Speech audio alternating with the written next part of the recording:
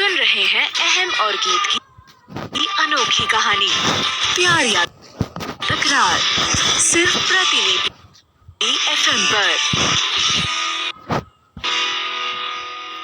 गाड़ी के touch alarm की आवाज सुनते ही अहम तुरंत घर से बाहर निकला और गाड़ी के पास गया। उसने आसपास झांक कर देखा तो वहां कोई भी नहीं था। वह आश्चर्य करता हुआ बोला, यहाँ तो कोई भी नहीं है। फिर अचानक बोलते हुए वह रुका।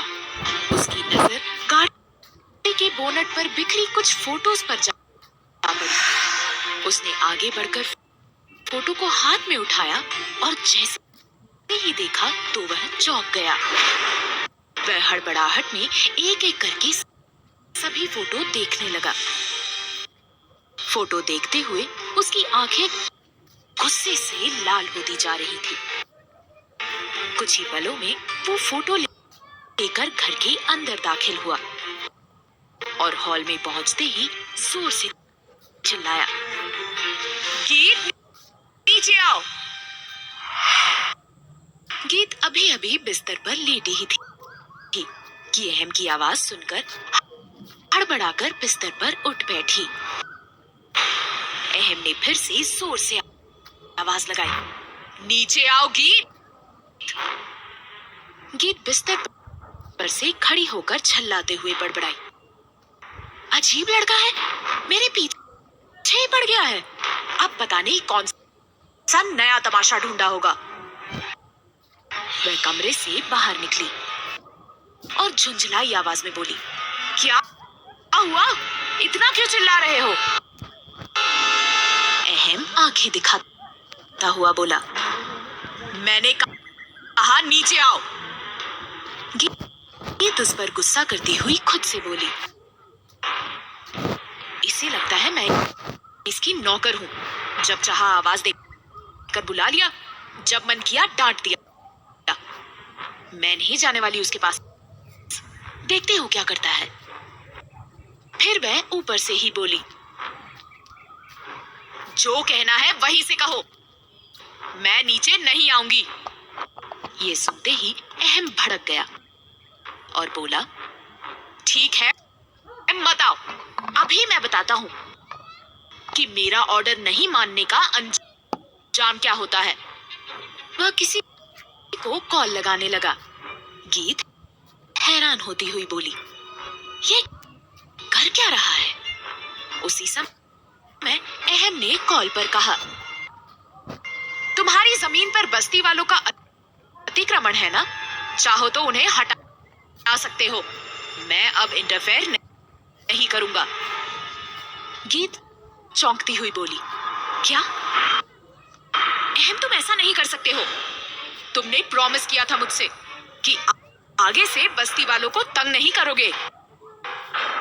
ऐसा बोलते हुए वह सीढ़ियों से उतरकर हॉल में अहम के पास आ गई थी। अहम गुस्से से घूरता हुआ बोला,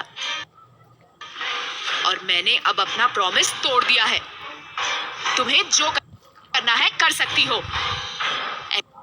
ऐसा कहते हुए वह सोफे पर आराम से बैठ गया।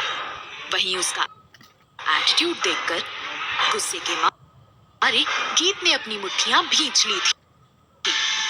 उसका मन कर रहा था कि वह अभी उसे 2-4 थप्पड़ जड़ दे, लेकिन वह यह भी नहीं जानती थी कि अगर उसने ऐसा किया तो बात और भी बिगड़ जाएगी।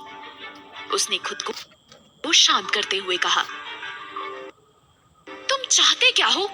मैं जब से तुमसे मिली हूं, मेरा कोई भी ऐसा दिन नहीं गया जो कि अच्छे से बीता हो। हमेशा शेर की तरह मुंह फाड़े मेरे पीछे पड़े रहते हो तुम। चाहिए क्या तुम्हें? जवाब। कैसा जवाब? अगले ही पल अहम ने अपने हाथ में पकड़ी फोटो को गीत की तरफ फेंक दिया।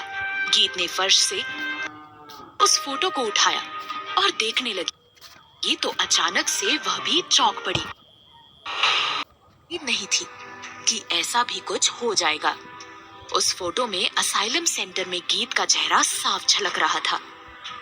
अहम ने उसकी आंखों में झांकते हुए कहा, क्या हुआ? शौक लगा ना?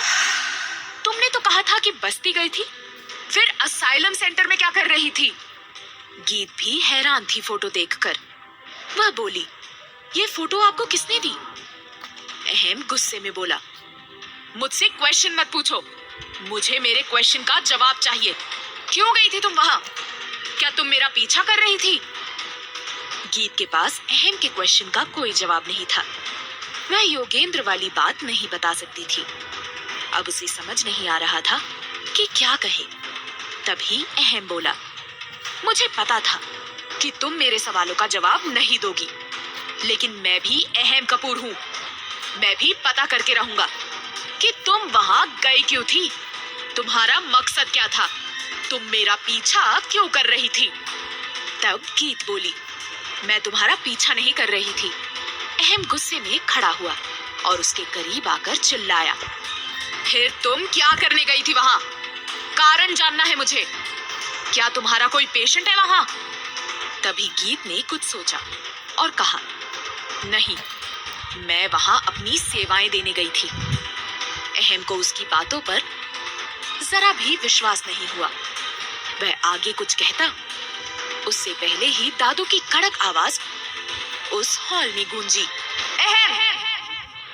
अहम ने घबराते हुए सीढ़ियों की तरफ देखा। वहां एक लाठी का सहारा लिए उसके दादू खड़े थे और गुस्साई नजरों से अहम की तरफ देख रहे थे। वहीं दादू पर गीत की नजर पड़ते ही उसने राहत की सांस ली और बड़बड़ाई, थैंक गॉड मैं बच गई, दादू ने मेरी जान बचा ली। उसकी ये बात अहम ने सुन ली और घूरते हुए कहा, दादू तुम्हें बचा सकते हैं, लेकिन मेरी तीसरी आंख से तुम नहीं बच सकती। मैंने अपने आदमी को असाइलम सेंटर भेज दिया है और जल्द ही तुम्हारा सच हमारे सामने होगा। फिर जिस दादू के भरोसे तुम यहाँ बचती आई हो, उनका विश्वास टूटने के बाद वो तुम्हें खुद घर से निकाल देंगे। उसकी बात सुनने के बाद अब गीत को घबराहट होने लगी थी। वह खुद को दादू के नजरों में गिराना नहीं चाहती थी। उसे समझ नहीं आ रहा था कि क्या करे। तभी दादू ने कहा, तुम दोनों अभी मेरे कमरे में आओ। अहम जानता था कि उसे डांट लगेगी, लेकिन गीत का मुरझाया चेहरा देखकर उसे खुशी होने लगी थी। वह उसकी तरफ देखता हुआ बोला, थैंक गॉड कि उन्होंने तुम्हारा सच मेरे सामने ला दिया। मैंने अभी अभी तुम पर विश्वास करने के लिए सोचा ही था, लेकिन सच में तुम लड़कियां किसी के विश्वास लायक नहीं होती हो। शायद इसीलिए मुझे नफरत है ऐसी लड़कियों से। तब गीत बोली, लड़कियों से नफरत करने की 1000 वजह तो तुमने पहले से ही ढूंढ रखी है मिस्टर अहम। उनमें से किसी एक की वजह ये भी निकल आई तो क्या गुनाह हो गया? लेकिन क्या तुमने कभी किसी वजह के पीछे की वजह जानने की कोशिश की है? कैसे करते? नफरत की वजह ही काफी थी तुम्हारे लिए। खैर, मैं भी किसे ज्ञान दे रही हूँ। चलो, दादू ने बुलाया है। वह आगे बढ़ी और पीछे पीछे अहम भी सीढ़ियां चढ़ने लगा। गीत की ये अनसुलझी बातें उसे समझ नहीं आ रही थी। वह समझ नहीं पा रहा था कि इतनी सारी वजह के पीछे क्या वजह हो सकती है। ये गीत कहना क्या चाह रही है? वहीं गीत ने अहम के सामने ज्ञान तो झाड़ दिया, लेकिन अंदर से घबराई हुई थी कि दादू के सामने सच का सामना कैसे करेगी। वह जानती थी कि अहम सच का पता जरूर लगा लेगा और फिर वह उस मौके को कभी जाने भी नहीं देगा। वह नफरत करता है उससे, इसीलिए उसे घर में रहने नहीं देगा। लेकिन उसका वहां रहना अपने डैड के अतीत के बारे में जानने के लिए बहुत जरूरी था। कुछ ही पलों में दोनों दादू के कमरे में पहुंच गए थे। दादू बिस्तर पर बैठे हुए थे और उन्होंने गीत को सोफे पर बैठने का इशारा किया। गीत सोफे पर बैठ गई और अहम ने भी पास में बैठना चाहा, तो दादू सख्त आवाज में बोले, तुम खड़े रहोगे, तुम्हें बैठने की इजाजत नहीं दी है मैंने। अहम को दादू से यही उम्मीद थी। वह दरवाजे के पास ही खड़ा रहा और बार बार अपने मोबाइल में झांकता रहा। गीत भी तिरछी नजरों से उसे ही देख रही थी और जितनी बार वह मोबाइल झांकता गीत की धड़कन तेज होती जाती।